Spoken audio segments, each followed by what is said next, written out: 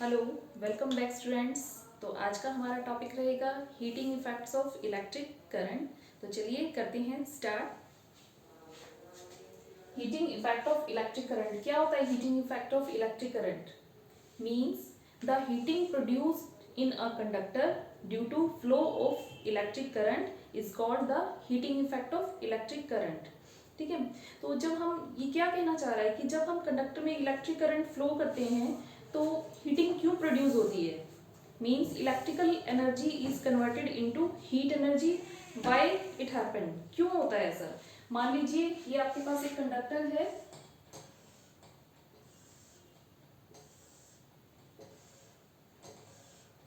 ठीक है। कंडक्टर में क्या होता है कि इलेक्ट्रॉन्स होते हैं, फ्री इलेक्ट्रॉन्स होते हैं जो रेंडमली मूव करते रहते हैं, ठीक है, इधर से उधर। तो मान लीजिए कि हमने इस कंडक्टर को एक बैटरी से कनेक्ट कर दिया थ्रू, ताकि इसमें करंट फ्लो करने लगे।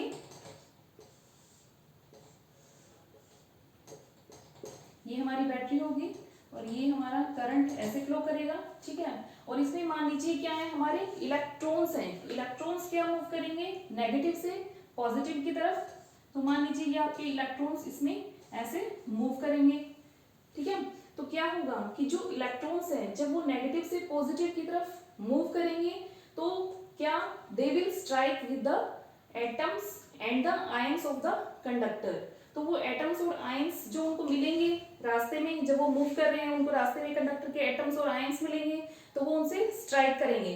तो इलेक्ट्रॉन्स मूव कर रहे हैं तो उनकी कुछ काइनेटिक एनर्जी होगी, और वो क्या करेंगे जब उनसे स्ट्राइक करेंगे तो जो उनकी काइनेटिक एनर्जी है उसको वो लूज करके किसको दे देंगे? एटम्स को, जिनसे वो स्ट्राइक करेंगे।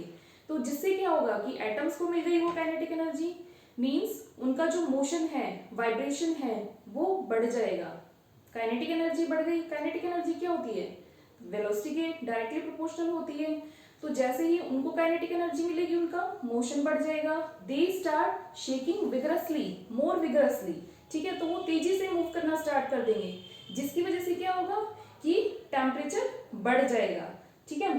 तो this is called your heating effect of electric current. कि जैसे ही हमने इलेक्ट्रिक करंट फ्लो करना स्टार्ट किया तो इलेक्ट्रॉन्स ने मूव करना स्टार्ट किया, और इलेक्ट्रॉन्स फिर एटम से टकराए, और एटम से टकरा के काइनेटिक एनर्जी उन्होंने लूज की। और काइनेटिक एनर्जी लूज होने से मींस किसको दी काइनेटिक एनर्जी लूज करके? एटम्स को। तो एटम्स ने फास्ट मूव करना स्टार्ट कर दिया, और उनके फास्ट मूव करने से टेम्परेचर बढ़ जाता है, और जिसकी वजह से हमारा कंडक्टर हीट अप हो जाता है, या फिर हम कह सकते हैं electrical energy is converted into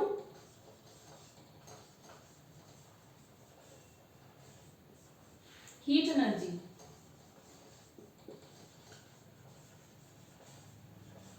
ठीक है, तो मान लीजिए हमारा करंट कितना फ्लो कर रहा था? आई, और ये थी हमारी बैटरी V वोल्ट की, और इसमें क्या रेजिस्टेंस था? R, ठीक है।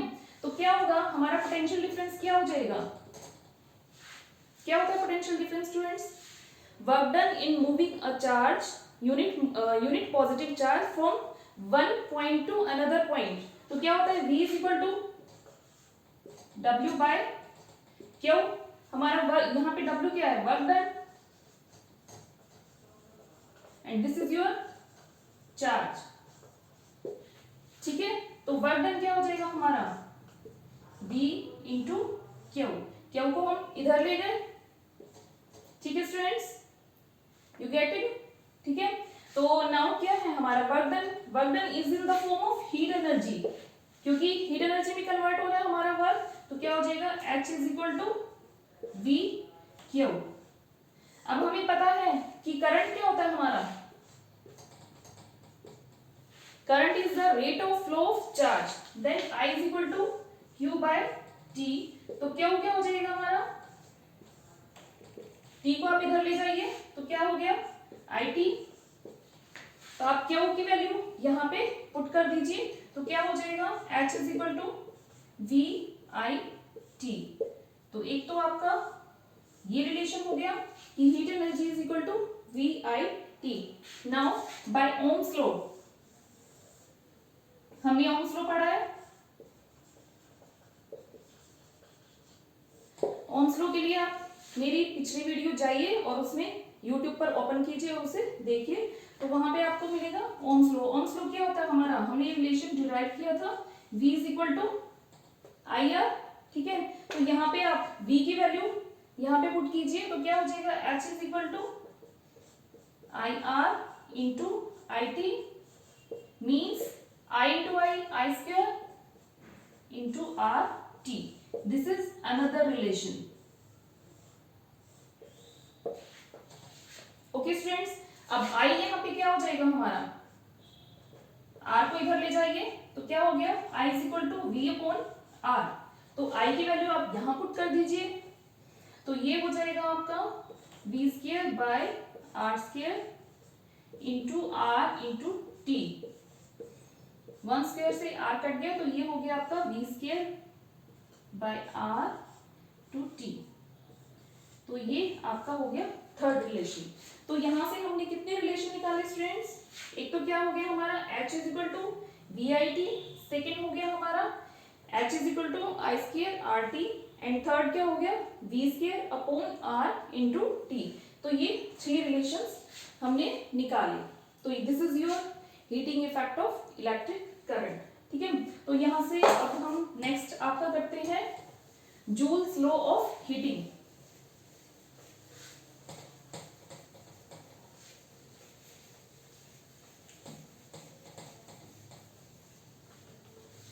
नेक्स्ट टॉपिक क्या रहेगा आपका, जूल्स लॉ ऑफ हीटिंग।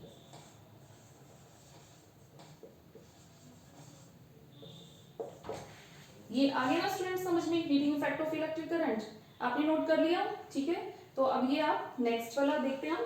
तो हमने क्या देखा कि जो हीट एनर्जी है हमारी, हीट एनर्जी किसके डायरेक्टली प्रोपोर्शनल होती है, अभी हमने किससे देखा, heating effect of electric current. तो H is directly proportional to I square. First तो ये हो गया हमारा, सेकंड क्या हो गया हमारा, H is directly proportional to resistance, fine, and third is H is directly proportional to T, time taken, ठीक है। तो क्या हो गया, यहाँ 3 रिलेशन से हम क्या कह सकते हैं, H is directly proportional to I square R into T। इनको हमने कंबाइन कर दिया स्टूडेंट्स, ठीक है। तो अब ये हम अगर प्रोपोर्शनलिटी साइन हटाएंगे तो मान लीजिए हम इसकी जगह हमने लगा दिया K to I square R T. तो ये क्या है हमारा प्रोपोर्शनैलिटी कांस्टेंट।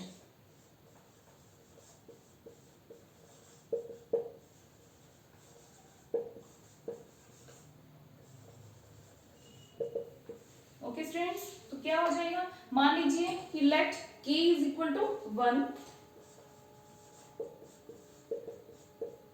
तो क्या हो जाएगा, K की वैल्यू 1 हो गई, तो H कितना हो जाएगा आपका, आई स्क्वायर आर टी। तो ये रिलेशन है, and this is called your joules law of heating. Means इस रिलेशन को डिराइव करना क्या कहलाता है, जूल्स लॉ ऑफ हीटिंग, ठीक है स्टूडेंट्स। तो ये भी कर लेंगे, तो ये भी आपके एग्जाम में आ सकता है, छोटा सा 1 और 2 मार्क्स का।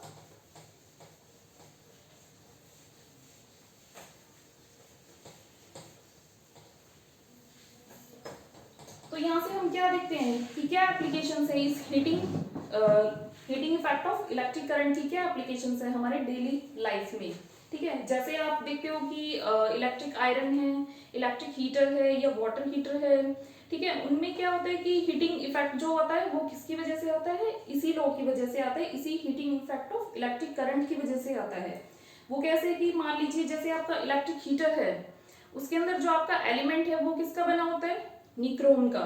और निक्रोम क्या होता है आपका, बहुत ज्यादा हाई रेजिस्टेंस होता है निक्रोम का आपका।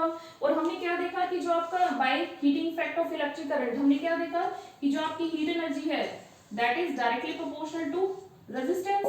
मींस कि जितना आपका रेजिस्टेंस होगा उतनी ही आपकी हीट एनर्जी प्रोड्यूस होगी, ठीक है। तो उसका जो हीटिंग एलिमेंट किससे बना हुआ है, निक्रोम से, ठीक है। ये आपसे ऑब्जेक्टिव से भी पूछा जा सकता है स्टूडेंट्स, तो आप इसको याद रखिएगा, तो निक्रोम से बना हुआ है।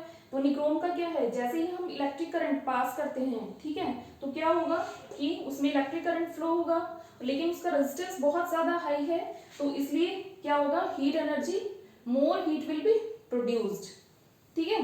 तो इसी बेस पे वो आपका काम करता है। या फिर हम लोग देखते हैं कि जो आपका इलेक्ट्रिक बल्ब्स होते हैं उसके अंदर जो फिलामेंट है वो क्यों ग्लो करता है आपका, मीन्स उसके अंदर हीट एनर्जी प्रोड्यूस होती है और वो ग्लो करता है। वो कैसे, कि जो आपका जो फिलामेंट है बल्ब के अंदर वो किस मटेरियल से बना होता है स्टूडेंट्स, आपको पहले भी बताया था मैंने, वो टंगस्टन से बना होता है, ठीक है। तो टंगस्टन में भी क्या होता है कि रेजिस्टेंस हाई होता है, बहुत high boiling point, sorry melting point होता है उसका, ठीक है। तो जैसे ही हमने इलेक्ट्रिक करंट पास किया तो क्या होगा, रेजिस्टेंस हाई है, तो फिर more heat will be produced, जिसकी वजह से जो फिलामेंट है आपका वो क्या हो जाएगा, white hot, it will become white hot,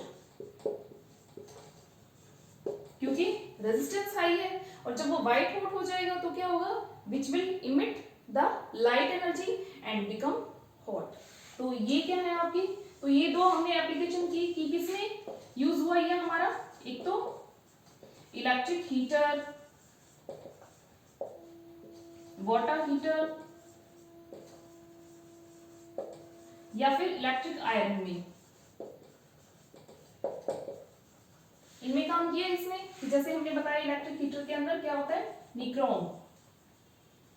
या फिर हमने सेकेंड एप्लीकेशन क्या की कि इन द फिलामेंट्स ऑफ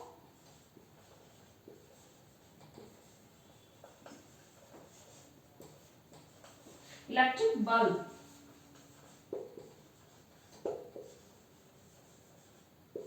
इसमें भी हमने बताया कि टंगस्टन का, तो जो आपके हाई रेजिस्टेंस के लॉजिक पे काम करेगा, मींस हीट एनर्जी ज्यादा होगी और they will emit the heat energy, means उसमें हीट एनर्जी प्रोड्यूस होगी। तो स्टूडेंट्स ये सारा था आपका heating effect of electric current. तो आई होप कि आपको समझ में आ गया होगा। तो प्लीज इसे दोबारा से रिवाइज कीजिए, पढ़िए, समझिए और अपने नोट्स भी बनाइए, ठीक है स्टूडेंट्स।